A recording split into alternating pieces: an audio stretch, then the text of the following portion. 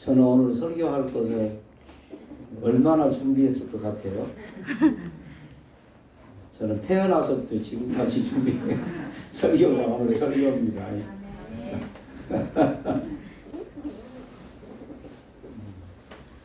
설교를 이야기하다 어떤 수도원에 수도를 하러 들어온 새내기가 있었습니다. 수도원 원장이 네가 이번 주에 설교를 해라 기념으로 열심히 나름대로 준비해서 설교하려고 딱 강단에 섰는데 수도원 원장이 앞에 버티고 앉았어요. 아무것도 안 보여버려요. 그래서 하는 말이 여러분 제가 오늘 무슨 설교할 것 같습니까? 그러니까 사람들이 어찌할 거요?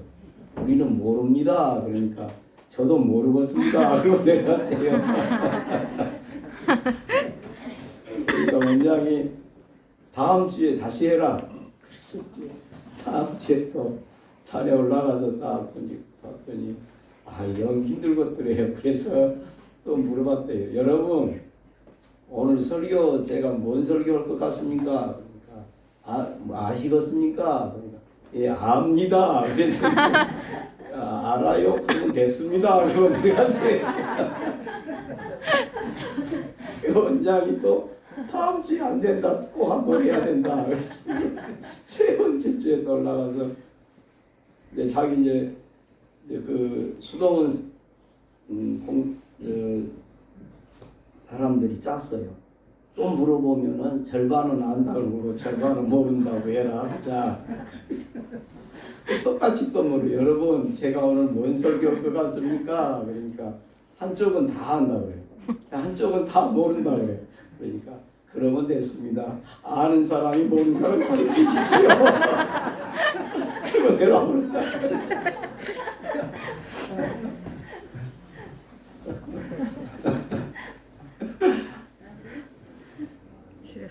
그래서 뭔 설교 하냐고 나도 한번 물어볼까.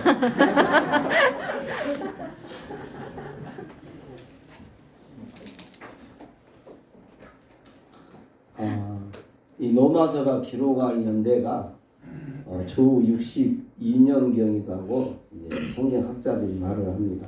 당시 로마 제국의 시대적인 상황은 로마 제국이 유럽 전역을 지배하고 다스렸으니까요. 힘에 의해서 정치적으로 안정을 가져오고 경제적으로 번영을 이루었습니다.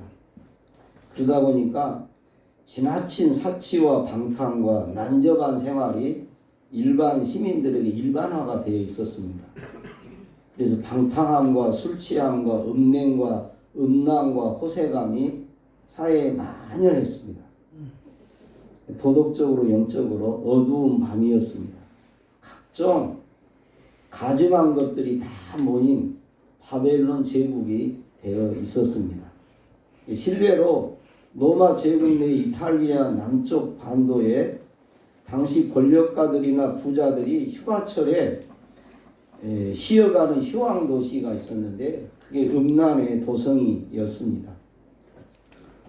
주후 79년 8월 24일 그 폼페이시의 뒤에 있는 베수비오라고 하는 화산이 터졌습니다. 그리고 화산재가 그 성 폼페이시 전체를 덮쳐버렸어요. 그리고 그 시 전체가 메모리되어 땅속에 다 사라져 버렸습니다.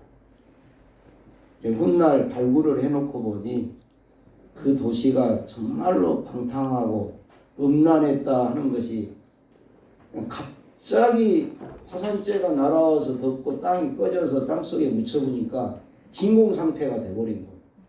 그래서 그대로 보존이 된 거예요. 화석이. 그걸 보니까 정말로 그때 그 당시가 얼마나 음란하고 방탕했고 말로 다 할 수 없이 타락했는가 하는 것을 이제 후시대가 다시 확인을 하게 되었습니다. 오늘날 인류 사회도 경제적인 번영과 과학기술을 자랑하고 있지만 과학지상주의, 자국중심주의, 개인주의, 쾌락주의는 이 음란과 더러운 것과 속된 것과 가증한 것이 판을 치는 어두운 밤의 문화를 만들어내고 있습니다.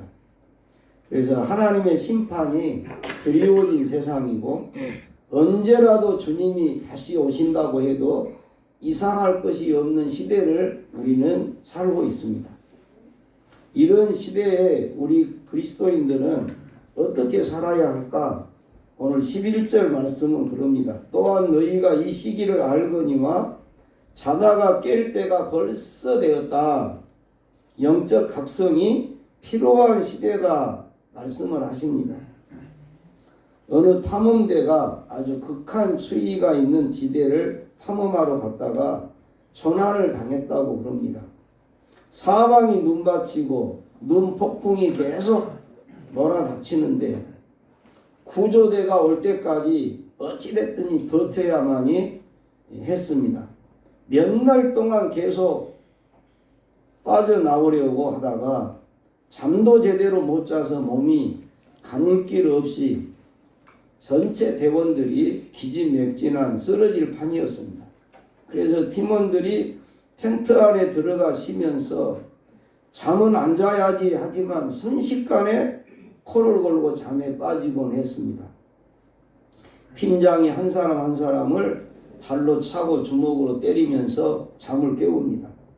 만약 그 상태로 잠이 들면 죽기 때문입니다. 기독교인들의 역사에는 시작이 있으면 끝이 있다 하는 것을 우리는 믿습니다. 이걸 직선적인 목적론적 사관이라 그럽니다. 역사는 세월이 가는 대로 막연하게 흘러가는 것이 아니고 어느 시대이고 시작이 있고 반드시 끝이 있습니다. 개인적으로도 출생일이 있으면 사망일이 있습니다. 마지막 때가 정해졌다고 하는 이 엄중한 사실 앞에서 우리는 종말의식을 갖게 됩니다. 개개인의 운명과 인류 역사의 주관자이신 하나님께서 그 기한과 때를 정해 두셨습니다. 하나님 외에는 그날과 그 시를 아는 자가 없으니 근신하고 깨어 일어나 그날을 준비하며 사는 것이 우리의 몫이라고 말씀하십니다. 종말은 두 가지 종말이 있습니다. 하나는 개인적인 종말이 있고 세계적인 종말이 있습니다. 둘 다 공통점은 그날과 그 시는 알 수 없으나 종말이 점점 가까이 다가오고 있다 하는 것입니다. 개인적인 종말이든 세계적인 종말이든 그래서 준비된 가운데 우리가 맞이해야 한다는 것이 성경의 가르침입니다. 여러분, 우리나라가 작년 기준으로 한 해에 31만 명이 죽습니다. 근데 이제 얼마 전에 그 발표한 거 보니까 한 해에 26만 명이 태어납니다. 한 해에 5만 명씩 인구가 좀 줄어갈 판입니다. 5만 명이면 공하고 고성군이 합쳐야 5만 명이 됩니다. 그러니까 군이 없어진다는 말이 그냥 빈말이 아니에요. 매 이제 5만 명씩 인구가 감소되는 판이에요. 우리나라 현재 지금 상황이요. 하루에 평균 850여 명이 죽습니다. 1시간에 35명 남짓 죽습니다. 죽은 사람의 시신을 염원하고 장례 일체를 관장하는 사람을 장례사라고 해서 직업이 있습니다. 장례사 중에 유재철 씨라고 하는 분이 있는데 이 사람이 유명한 것이 뭐냐면 우리나라 역대 대통령 가운데 6분을 이분이 염원하고 장례를 주관했습니다. 아주 우리나라에서 아주 가장 유명한 장례사입니다. 그런데 이분이 경험한 여러 장례에 가장 인상적인 분이 있어서 그분이 소개를 한 걸 제가 글을 봤는데 85세가 넘은 할머니의 장례를 자기가 주관하게 되었는데 이 할머니가 돌아가신 날 이제 초대를 받아서 가게 돼서 이제 그 사정을 알게 됐답니다. 이 할머니는 돌아가시기 전에 어렴풋이 자기 죽는 것을 알았던 모양이랍니다. 내가 이제 죽겠구나 하는 것을 알고는 이제 그때부터 이분이 금식을 했대요. 근데 금식하고 난 거 죽음 준비하고 한 주간 만에 딱 숨을 거두셨대요. 그러니까 밥을 안 먹고 그러니까 이제 몸 안에 노폐물을 다 몸 밖으로 빼낼 시간이 된 거예요. 그리고 당신 손수 움직일 수 있을 때 목욕을 깨끗이 당신 스스로 혼자 하고, 그리고 할아버지가 선물한 한복을 딱 입고는 소파에 딱 넣고 그 상태로 숨을 거두셨대요. 염을 하려고 염할 것이 없더래요. 할 필요도 없고요. 수의 입힐 필요도 없더래요. 그대로 모셨다고. 자기가 수천 명의 사람들의 죽음을 봤는데 그 할머니가 참 인상적이었다. 그 얘기를 그걸 보면서 죽음이 그렇게 죽으면 참 좋겠다. 일반적으로 죽기 1시간 전까지 묵잖아요. 그리고 묵고 또 죽을 때 또 똥을 바가지로 싸잖아요. 일반적으로. 이놈들아, 내 똥 치워봐라.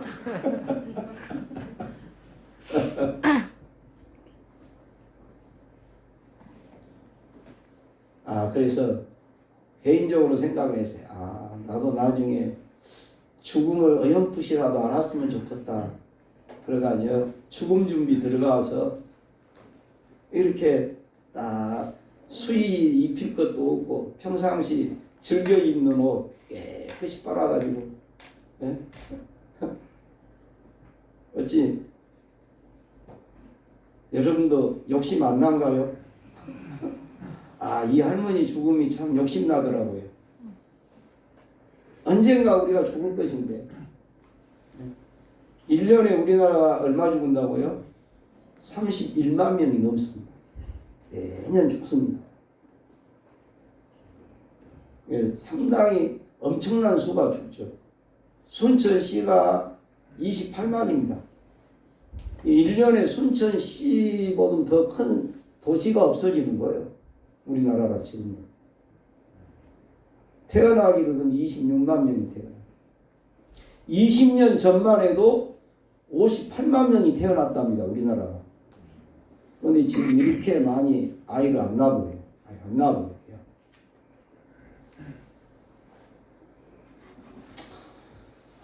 오늘 본문 말씀은 종말의 임박성을 일깨워주고 있는 말씀입니다. 제가 종말은 두 가지 종말을 말씀드렸죠. 개인적인 종말. 우리가 할 수는 없어요. 우리 죽을 날을 모릅니다. 그러나 분명한 것은 죽음이 점점 다가오고 있는 거예요. 맞죠? 역사적인 세계적인 종말도 마찬가지입니다. 다가오고 있는 것입니다. 그래서 성경 오늘 말씀에 그럽니다. 밤이 깊고 낮이 가까웠다 그럽니다. 새벽이 다가올수록 칠흑 같은 어둠이 온 땅을 덮습니다. 우리가 경험상으로도 아시잖아요. 잠을 자다가 한 1시나 2시나 일어나서 밖을 나오면 밖이 그래도 환합니다. 제법. 근데 정말로 동쪽에서 해가 떠오르기 직전 이 새벽이 되면 오히려 칠흑 같은 어둠이 온 천지를 덮어 있는 걸 알 수 있어요. 근데 그러다가 갑자기 날이 밝아지기 시작하는 거예요. 그래서 우리는 현상만 보면 안 되는 것입니다. 동력이 밝아온 후에 하들짝 놀라서 잠에서 깨어 일어나면 이미 그때는 늦은 것이라는 거죠. 그러므로 시대와 시기를 분별하여 깨어 살아야 한다. 이 성경의 가르침입니다. 옛날에도 한두 번 말씀드린 어떤 분은 집을 나가면은 항상 속옷을 갈아입고 나간답니다. 그리고 집 청소를 다 해놓고 나간답니다. 왜요? 못 돌아올 수도 있기 때문에. 만약에 집을 엉망으로 해놓고 나갔다가 못 돌아오고 죽었으면 사람들이 흉볼까 싶대요. 아이고 그년이 혼자 삼선도 식나누니 해놓고 살았네. 속옷도 더럽네. 그러면 안 되니까 옷 다 갈아입고 청소 다 해놓고 나가지 절대 그냥 못 나간다고. 결벽증에 가까울 정도로 그러고 살았다고.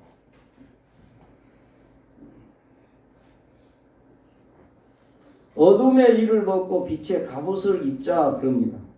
군인은 군복을 입고 경찰은 자기 제복이 있죠. 소방관도 자기 제복이 있죠.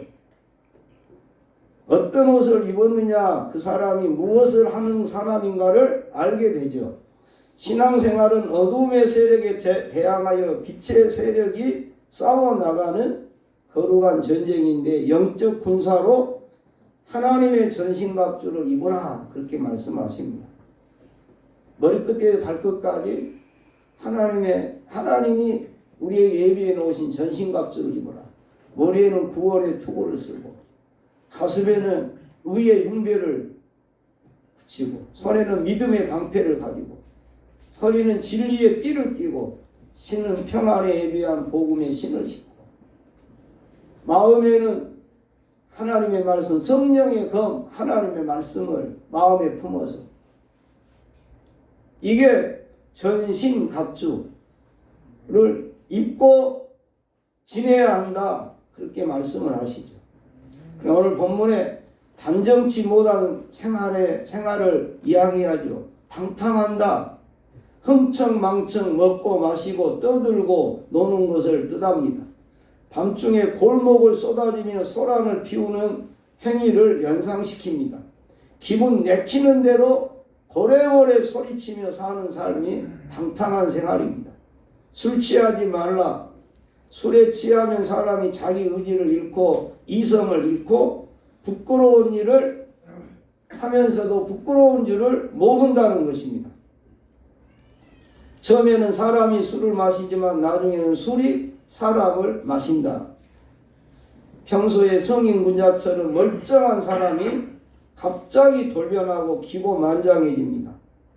마음속에 담아두었던 분노와 공격성을 아낌없이 표출을 하는데 한 잔 술로 죽어가다라는 책을 보면은 방화와 익사의 80%, 폭력의 60%, 자살의 30%가 술의 영향으로 그런 결과가 나온다. 이렇게 이야기를 하고 있습니다. 음란한 생활을 지적합니다. 침상의 부도덕함을 뜻합니다. 오늘날 전 세계가 음란한 문화가 가득 찬 세상입니다. 간통죄가 폐지가 되었습니다. 동성연애, 동성결혼이 정당화되고 법제화되어가는 것이 세계 추세입니다. 남자가 남자끼리 부부를 이루고 살아도 그걸 부부로 인정을 해줍니다. 그런 세상이 되어가고 있습니다. 영적으로 어두운 사회일수록 성적 타락이 심각한 것입니다. 창세기만 보더라도 소돔과 고모라가 왜 하루아침에 하나님의 심판을 받아 역사에서 자취를 감추게 됐느냐? 성적 타락이 말로 할 수 없었다. 그렇게 역사는 이야기합니다. 그래 그 소돔이 얼마나 성적 타락이 문란했던지 동성연애자들을 이름하여 소돔이라는 이름을 붙이게 됐어요. 소돔이는 동성연애자들을 남녀 간에 가리지 않고 이야기할 때 소돔이라는 말을 영어에서는 쓰고 있는 것입니다. 호색하지 말라. 부끄러움을 모른다. 얼굴에 철판을 깔고 파렴치한 행동을 하는 것을 이야기합니다. 다투지 말라. 지위와 권력에 대한 욕망에서 난폭하고 사악한 경쟁을 하고 싸움판을 돌린다는 것입니다. 시기하지 말라. 자신이 가지고 있는 것에 만족하지 못하고 다른 사람이 잘된 걸 축하해 줄 수 없는 마음, 이게 시기심입니다. 그래서 다른 사람의 소유나 고상함이나 탁월함을 배가 아파하는 마음이 시기심이다.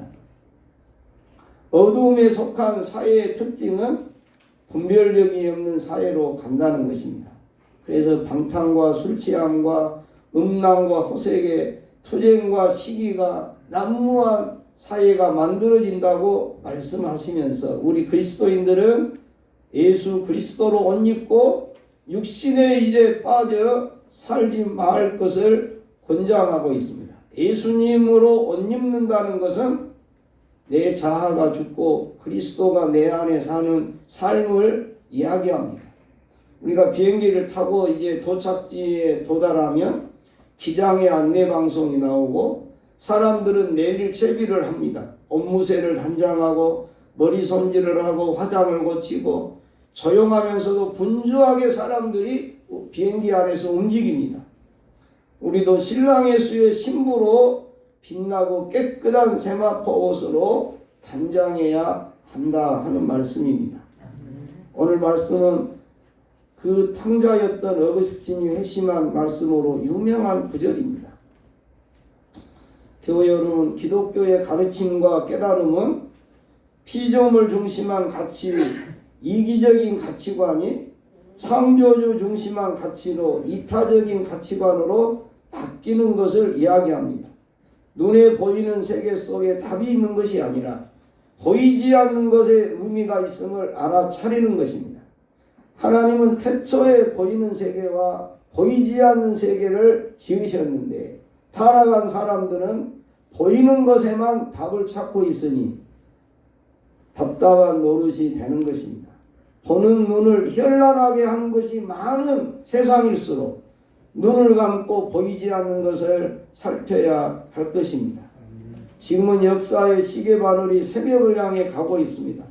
이제 자다가 깰 때가 벌써 되었다고 말씀을 하십니다. 영적으로 깨어서 주 예수의 재림을 준비하며 살아야 합니다.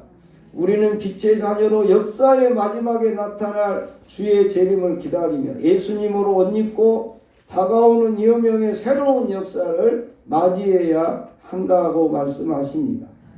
종말적인 상황에 우리 그리스도인들의 삶의 키워드를 세 가지만 말씀을 드리겠습니다. 첫째는 나와 세상을 중심하지 말고 주의 예수님과 주의 말씀을 중심한 생활을 하기를 힘써야 합니다. 세속적인 힘에 기대어 살기에 앞서 나사렛 예수 그리스도의 이름과 권세와 능력을 소유한 교회와 주의 종들이 되어야 하겠습니다. 주님에게 초점이 맞추어지고 주님에게 붙잡힌 생활이 얼마나 안정되고 행복한지를 우리가 체험해야 할 것입니다. 두 번째는 기도 생활입니다. 깨어있다 하는 것은 언제나 기도와 연결되어 있습니다. 주님께 나아가기를 힘쓰는 일입니다. 우리가 주께로 나아가면 주님도 우리를 향해 다가와 주십니다. 주님과 친밀한 교제를 이루게 됩니다. 기도 생활은 주님과 관계를 더욱 돈독하게 만드는 비결이고 영적으로 깨어지려는 지름길이 되는 것입니다. 그 다음에 증인된 삶입니다. 우리의 삶 전체가 복음을 증거하는 생활입니다. 생활 속의 증인, 삶 속의 전도자입니다. 이렇게 되려면 주님을 마음으로 믿고 입으로 고백할 뿐만 아니라 믿는다는 이유로 다가오는 환난과 핍박도 이겨내는 그런 신앙이 있어야 합니다. 순교자라고 하는 이 단어는 증인이라는 말에서 나왔습니다. 증인된 삶이란 핍박을 받아 순교를 각오하며 믿음 생활을 지켜나갈 수 있는 그 마음이 증인된 삶의 모습입니다. 일전에 할렐루야 교회 원로이신 김상고 목사님 경험담 또 간증을 들은 적이 있었습니다. 들으면서 참 우리 자신을 나 자신을 비춰보면서 참 많은 생각을 했습니다. 이분은 원래 선조들은 부산이 고향인데 일제강점기 때 큰아버지가 평양에서 사업을 하시면서 자기 동생 가족을 불러들여서 이 김 목사님 부모님이 평양에 가서 살게 되었습니다. 1936년도에 평양으로 이사를 간 겁니다. 형님 사업이 너무 잘 되니까 동생도 함께 하자고 불러 올린 겁니다. 근데 이분들은 원래 부산에 있을 때 선교사들을 통해서 이 목사님 선조들이 복음을 접했어요. 근데 이제 북한에 가서도 이제 평양에서 사는데 그 순교 신앙으로 무장된 산정은 교회를 출석하게 되었습니다. 이제 김일성 공산 정권이 들어서면서 부모님이 자기 그 형제가 군함매인데 이로 다 큰 자식들을 4명을 남쪽으로 피난을 시켰어요. 그리고 부모님들과 어린 자녀들은 평양에 남았습니다. 그리고 남한에 내보내면서 너희들 부산에 가면 고모집이 있다. 그러니 어찌됐든 이 고모집을 찾아서 너희들이 거기에서 터전을 잡고 살아라. 그래서 피난길이 뭐 보름도 걸리고 한 달도 걸려서 이제 부산까지 오게 되었다고 그 이야기를 합니다. 그런데 이 목사님이 평양에 있을 때 초등학교를 다니고 중학교 다니다가 피난을 해 왔는데 초등학교 다닐 때 그때 학교 가려면 정문에 신사가 있고 전부 다 학교 들어가기 전에 절을 하고 학교를 가야 했었대요. 그리고 조회 시간마다 전부 전교생을 모아놓고 일본을 향하여 90도 절을 하는 거예요. 구령에 맞춰서.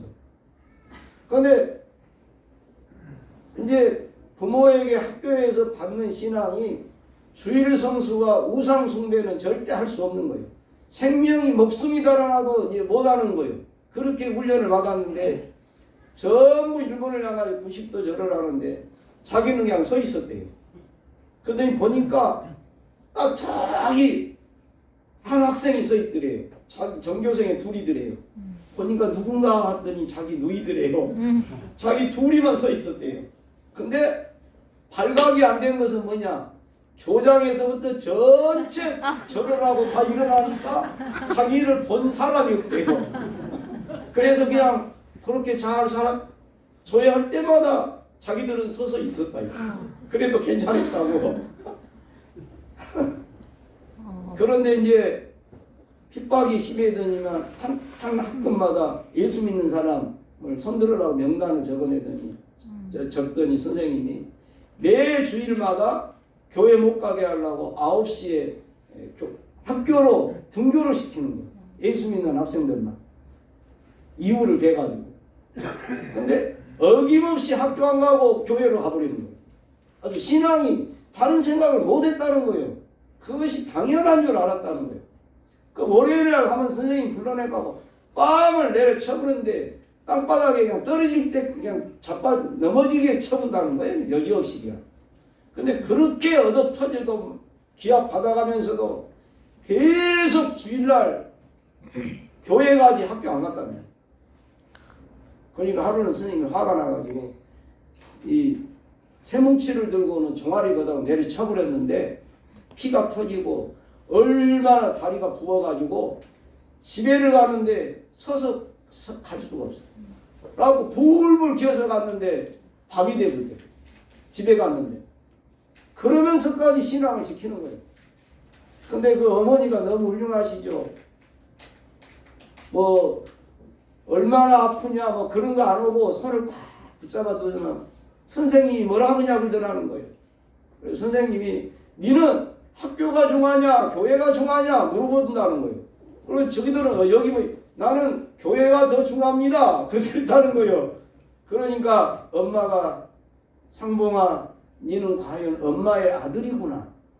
이 장하다 내 새끼 장하다 그러더라는 거예요. 얼마나 아프냐 어쨌냐 그런 소리 안 한다는 거예요. 손을 꽉 잡아주면서 상봉아 네가 엄마의 아들이 맞구나 장하구나. 그러더만 부엌에 가서 사과를 하나 그릇에다 딱 하나가 갖다 주더라는 거예요. 그 엄마의 마음이 어려서도 느껴지더라는 거예요. 아, 우리 엄마가 나를 이렇게 격려하고 이렇게 우리 엄마가 인정하구나. 우리 엄마가 인정하면 내가 무엇을 못하냐까지 거. 그럼 꾸역꾸역 그렇게 믿음 지키고 살았다는 거예요. 근데 김일성 정권이 들어서니까 이로 큰 놈들을 남쪽으로 다 피난시키고 부산에 와서 고모집에 있으면서 어찌어찌 이 중학교를 졸업하고 자기는 더 크게 하나님 앞에 일하고 싶어서 보니까 방학 동안에 형들이 둘이가 내려왔는데 보니까 그렇게 멋있고 똑똑하더래. 어디 다니냐 그랬더니 서울에 경복고등학교를 다니더래. 아주 그때만 해도 경복고등학교 명문인데 자기도 이왕 가려면 거기 가고 싶더래. 중학교를 졸업하고 형들한테 말했더니 아이 상봉아 우리가 돈이 있냐, 서울에 누가 아는 사람이 있냐, 어찌 네가 서울을 가려고 마음이라도 먹냐. 절대 안 된다 우리는. 근데 그냥 가방 하나 챙겨갖고 그냥 기차를 타버렸대.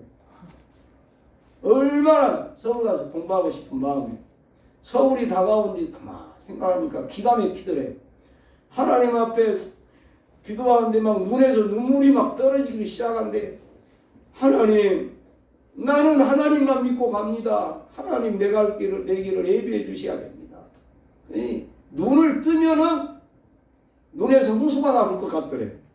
그래서 눈도 못 뜨고 눈을 감고 기도를 했다고 그래. 그 양반이 눈 뜨면 그냥 홍수가 나올 것 같더래. 서울역에 막상 내리니까 밤인데 진짜 갈 데가 없더래. 근데 넓은 길을 향해서 막 무작정 걸었대. 기도하면서. 근데 밤에 하얀 페인트를 칠한 집이 보이더래요. 그 집에 노크를 했대요. 그러니까 대학생들 된 젊은이들이 둘이 나와서 어떤 놈이냐 그러더라는 거예요. 그래서 제가 평양에서 갔습니다. 피난와서 중학교를 부산에서 마치고 서울 와서 공부하고 싶어서 왔는데 나 좀 걷어달라고.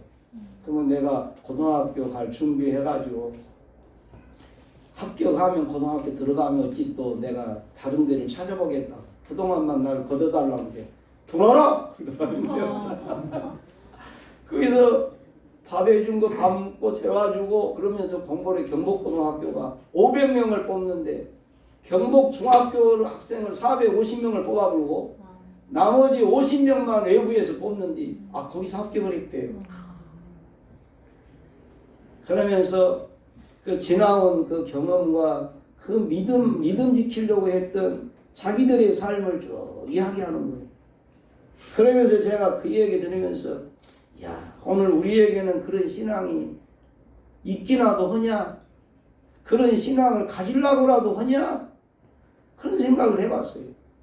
교회 여러분, 우리는 믿음의 선조들의 이 일사각오의 신앙 덕분에 오늘 이렇게 평안한 중에 살고 평안한 중에 예수 믿고 살고 있는 것을 우리는 아셔야 됩니다. 네. 처음부터 그런 나라가 아니었어 우리나라.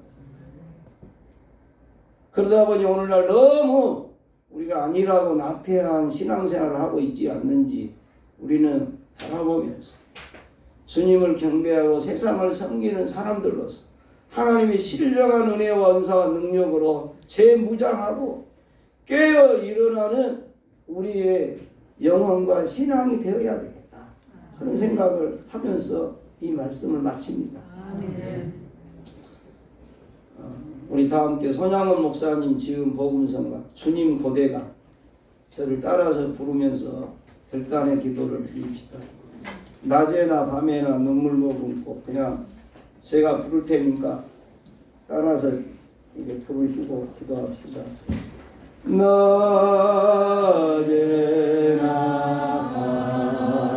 밤에나 눈물 머금고 내 주님 오시기만 고대합니다.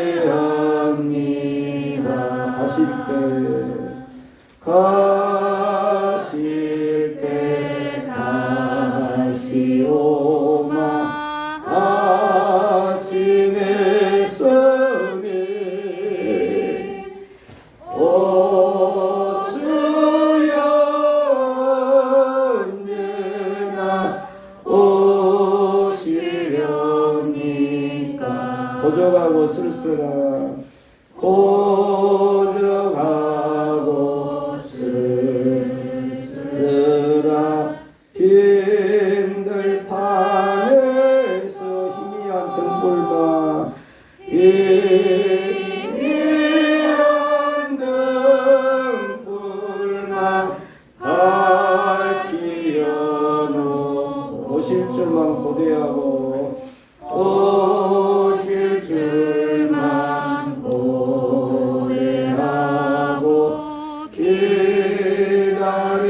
기다리오니 오 주여 언제 나오시렵니까?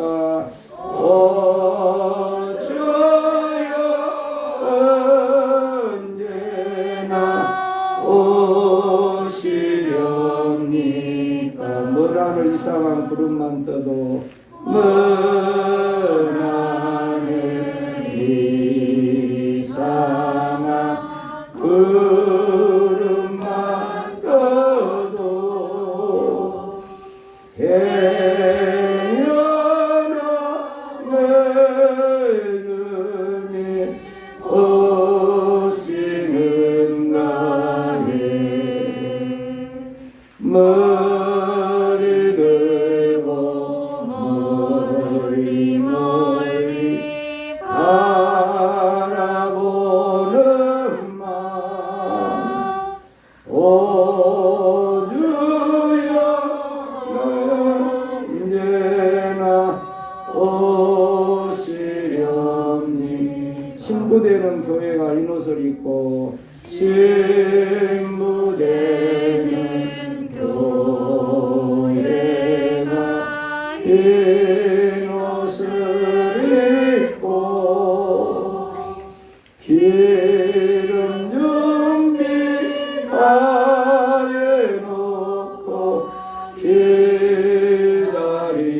기다리오니 도적같이 오심하고 도적같이 오심하고 하시네서니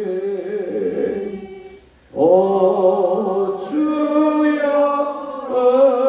언제나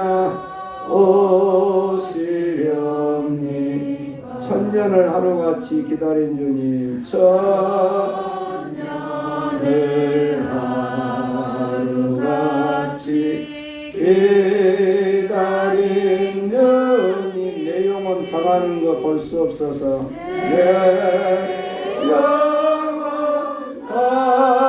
당하는 거 볼 수 없어서 이 시간도 기다리고 계신 내 주님 오 주여 이 시간에